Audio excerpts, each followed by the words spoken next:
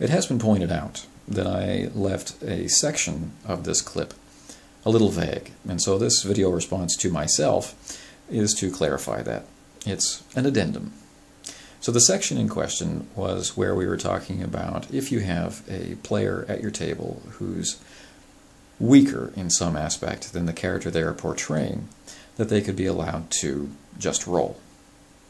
Now I understand that this could be interpreted as just letting them roll, saying they're successful, and moving on. I really didn't even conceive of that as an option. What I had in mind is different. If you have a glib player at your table and they're required to con their way through it, this will come naturally to them and we can enjoy role-playing that through that situation. And then some among us feel that we may not even have to roll because they role-played it so well. Well, in a simulationist game, I would argue that you would still need to roll because it's not the glibness of the player that's being tested, it's the glibness of the character. But be that as it may, what we're focusing on here is the character who is not glib being in a situation where they're being asked to role-play before they're allowed to make a roll that their glib character should have as an interesting challenge. So here's the problem.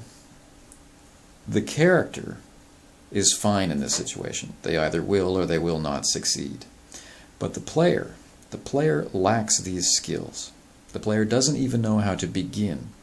So tasking them with role-playing at first is no different than asking the 90-pound weakling to get up and wrestle with the 200-pound sumo wrestler at your table, right? Or 800-pound sumo wrestler, or whatever size he might happen to be. You know, it's asking them to do something that they're ill-equipped to do, and then basing their success not on their character skill, which is what they expect from this style of gaming, but on their own. However, we're gaming to have this experience. We're gaming to enjoy each other's company, and all the things that entails. Just dropping the dice and saying, okay, you're successful, let's move on, that serves nobody. No. If the character in that case is successful, that's the opportunity where we can bring how and why they're successful to life. So we might not be role-playing what they say, but we can role-play through how they got to that success. Right?